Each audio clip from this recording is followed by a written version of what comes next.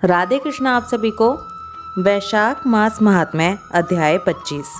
अमावस्या तिथि का पुण्य फल बताने के बाद श्रुतदेव जी आगे द्वादशी तिथि का महत्व बता रहे हैं। श्रुतदेव जी कहते हैं, जो मनुष्य अक्षय तृतीया को सूर्य उदय काल में प्रातः स्नान करते हैं और भगवान विष्णु की पूजा करके कथा सुनते हैं, वे मोक्ष के भागी होते हैं। जो उस दिन श्री मधुसूदन की प्रसन्नता के लिए दान करते हैं, उनका वह पुण्य कर्म भगवान की आज्ञा से अक्षय फल देता है। वैशाख मास की पवित्र तिथियों में शुक्ल पक्ष की द्वादशी समस्त पाप राशि का विनाश करने वाली है। शुक्ल द्वादशी को योग्य पात्र के लिए जो अन्न दिया जाता है, उसके एक एक दानों में कोटि कोटि ब्राह्मण भोजन का पुण्य होता है। शुक्ल पक्ष की एकादशी तिथि में जो भगवान विष्णु की प्रसन्नता के लिए जागरण करता है, वह जीवन मुक्त होता है। जो वैशाख की द्वादशी तिथि को तुलसी के कोमल दलों से भगवान विष्णु की पूजा करता है, वह समूचे कुल का उद्धार करके वैकुंठ लोक का अधिपति होता है।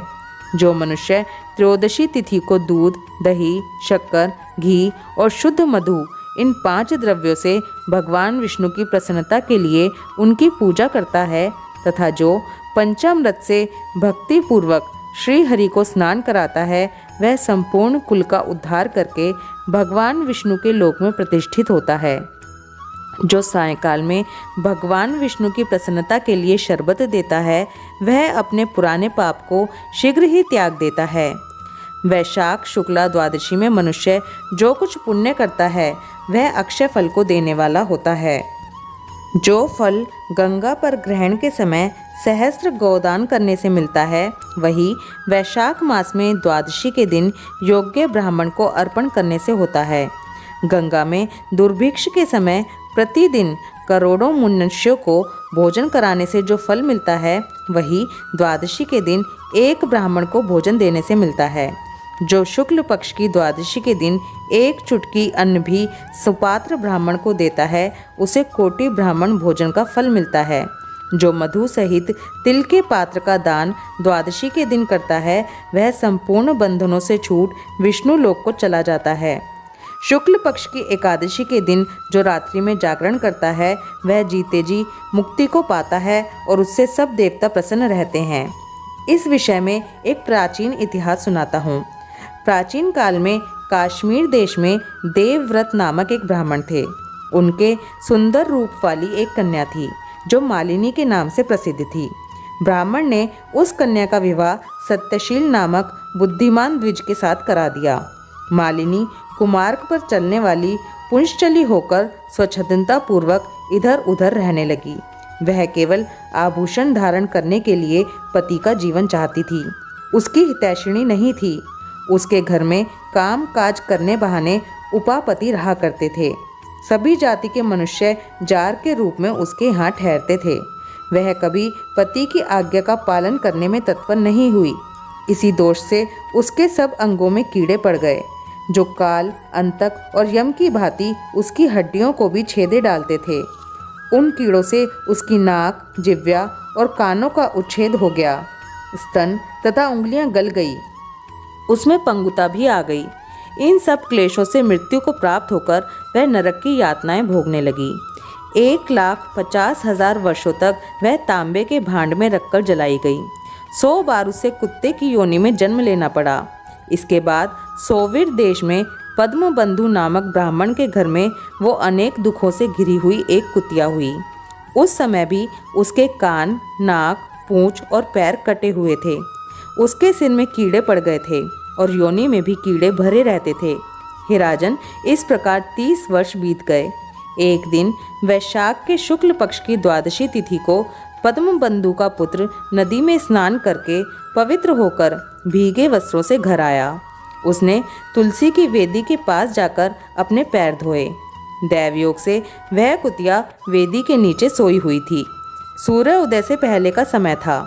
ब्राह्मण कुमार के चरणोदक से वह नहा गई और तत्काल उसके सारे पाप नष्ट हो गए। फिर तो उसी क्षण उसे अपने पूर्व जन्मों का स्मरण हो आया। पहले के कर्मों की याद आने से वो कुतिया तपस्वी के पास जाकर दीनता पूर्वक पुकारने लगी, हे मुने, आप हमारी रक्षा करें। उसने पद्मबंधु मुनि के पुत्र से अपने पूर्व जन्म के दुराचार पूर्ण वृत्तांत सुनाए और यह भी कहा, हे ब्राह्मण, जो कोई भी दूसरी युवती पति के ऊपर वशीकरण का प्रयोग करती है वह दुराचारिणी मेरी ही तरह तांबे के पात्र में पकाई जाती है। पति स्वामी है, पति गुरु है, पति उत्तम देवता है। साध्वी स्त्री उस पति का अपराध करके कैसे सुख पा सकती है? पति का अपराध करने वाली स्त्री सैकड़ों बार पशु पक्षियों की योनि में और अरबों बार कीड़े की योनि में जन्म लेती है। इसलिए स्त्रियों को सदैव अपने पति की आज्ञा का पालन करना चाहिए। हे ब्राह्मण, आज मैं आपकी दृष्टि के सम्मुख आई हूँ। यदि आप मेरा उद्धार नहीं करेंगे तो मुझे पुनः इसी यातनापूर्ण घृणित योनि का दर्शन करना पड़ेगा।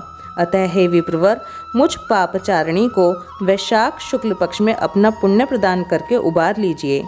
आपने जो पुण्य की वृद्धि करने वाली द्वादशी की है उसमें स्नान, दान और अन्न भोजन कराने से जो पुण्य हुआ है उससे मुझ दुराचारणी का भी उद्धार हो जाएगा। हे महाभाग, हे दीनवत्सल, मुझ दुखिया के प्रति दया कीजिए। आपके स्वामी जगदीश्वर जनार्दन दीनों के रक्षक हैं, उनके भक्त भी उन्हीं के समान होते हैं। हे दीनवत्सल, मैं आपके दरवाजे पर रहने वाली कुतिया हूँ। मुझ दीना के प्रति दया कीजिए, मेरा उद्धार कीजिए। अंत में मैं आप द्विजेंद्र को नमस्कार करती हूँ। उसका वचन सुनकर मुनि के पुत्र ने कहा, कुतिया, सब प्राणी अपने किए हुए कर्मों के ही सुख दुख रूप फल भोगते हैं। जैसे सांप को दिया हुआ शक्कर मिश्रित दूध केवल विष की वृद्धि करता है, उसी प्रकार पापी को दिया हुआ पुण्य उसके पापों में सहायक होता है। मुनि कुमार के ऐसा कहने पर कुतिया दुख में डूब गई और उसके पिता के पास जाकर दीन स्वर से क्रंदन करती हुई बोली, पद्मबंधु बाबा, मैं तुम्हारे दरवाजे की कुतिया हूँ। मैंने सदा तुम्हारी झूठन खाई है, मेरी रक्षा करो, मुझे बचाओ। गृहस्थ महात्मा के घर पर जो पालतू जीव रहते हैं उनका उद्धार करना चाहिए, ये वेद वेताओं का मत है। चांडाल, कौवे, कुत्ते ये प्रतिदिन गृहस्थों के दिए हुए टुकड़े खाते हैं, अतः उनकी दया के पात्र हैं। जो अपने ही पाले हुए रोग आदि से ग्रस्त और असमर्थ प्राणी का उद्धार नहीं करता वह नरक में पड़ता है, यह विद्वानों का मत है। संसार की सृष्टि करने वाले भगवान विष्णु एक को कर्ता बनाकर स्वयं ही पत्नी, पुत्र आदि के व्याज से समस्त जंतुओं का पालन करते हैं, अतः अपने पोष्य वर्ग की रक्षा करनी चाहिए, ये भगवान की आज्ञा है। दयालु होने के कारण आप मेरा उद्धार कीजिए। दुख से आतुर हुई कुतिया की ये बात सुनकर घर में बैठा हुआ मुनिपुत्र तुरंत घर से बाहर निकला। इसी समय दया निधान पद्मबंधु ने कुतिया से पूछा, ये क्या वृतांत है? तब पुत्र ने सब समाचार कह सुनाया। उसे सुनकर पद्मबंधु बोले, बेटा, तुमने कुतिया से ऐसे वचन क्यों कहे? साधु पुरुषों के मुँह से ऐसी बात नहीं निकलती। हे वत्स, देखो तो सब लोग दूसरों का उपकार करने के लिए उद्यत रहते हैं। चंद्रमा, सूर्य, वायु, रात्रि, अग्नि, जल, चंदन, वृक्ष और साधु पुरुष सदा दूसरों की भलाई में लगे रहते हैं। दैत्यों को महाबली जानकर महर्षि दधीचि ने देवताओं का उपकार करने के लिए दयापूर्वक उन्हें अपने शरीर की हड्डियां दे दी थी। पूर्व काल में राजा शिबी ने कबूतर के प्राण बचाने के लिए भूखे बाज को अपने शरीर का मांस दे दिया था। पहले इस पृथ्वी पर जीमुत वाहन नामक राजा हो गए हैं। उन्होंने एक सर्प के प्राण बचाने के लिए महात्मा गरुड़ को अपना जीवन समर्पित कर दिया था। इसलिए विद्वान ब्राह्मण को दयालु होना चाहिए। क्या इंद्रदेव शुद्ध स्थान में ही वर्षा करते हैं, अशुद्ध स्थान में जल नहीं बरसाते?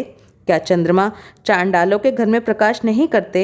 अतः बार बार प्रार्थना करने वाली इस कुतिया को मैं अपने पुण्य से उद्धार करूँगा। इस प्रकार पुत्र की मान्यता का निराकरण करके परम बुद्धिमान पद्मबंधु ने संकल्प किया, कुतिया, ले, मैंने द्वादशी का महापुण्य तुझे दे दिया। ब्राह्मण के इतना कहते ही कुतिया ने सहसा अपने प्राचीन शरीर को त्याग दिया और दिव्य देह धारण कर दिव्य वस्त्र आभूषणों से विभूषित हो दसों दिशाओं को प्रकाशित करती हुई ब्राह्मण की आज्ञा ले स्वर्गलोक को चली गई। वहाँ महान सुखों का उपभोग करके इस पृथ्वी पर भगवान नर नारायण के अंश से उर्वशी नाम से प्रकट हुई, जिससे योगीजन योग द्वारा प्राप्त करते हैं। ऐसे अग्नितुल्य प्रकाशित श्रेष्ठ परमार्थ रूप को प्राप्त कर संत जन भी मोहित हो जाते हैं। उसी रूप को कुतिया ने प्राप्त किया। तत्पश्चात पद्म बंधु ने मधुसूदन भगवान की प्यारी पुण्य बढ़ाने वाली इस तिथि को संसार में प्रख्यात किया। करोड़ों सूर्य ग्रहण और चंद्र ग्रहण से भी अधिक पुण्य रूपी और सब यज्ञों से अधिक ऐसी तिथि ब्राह्मण ने तीनों लोकों में सिद्ध कर दी। वैशाख मास महात्म्य अध्याय 25 समाप्त। आप देख रहे हैं वैशाख मास की एक एक तिथि कितनी महत्वपूर्ण है। आप और हम बहुत ही भाग्यशाली हैं। भगवान कृष्ण का हम पे आशीर्वाद है जो हम इस पवित्र वैशाख महात्म्य को सुन पा रहे हैं। अगर आपने अभी तक वैशाख मास में कुछ भी नहीं किया है तो अभी भी समय है। वैशाख मास का पूरी तरह से लाभ उठाइए। दूसरों को भी ऐसा करने के लिए प्रेरित कीजिए। ओम माधवाय नमः। राधे कृष्णा।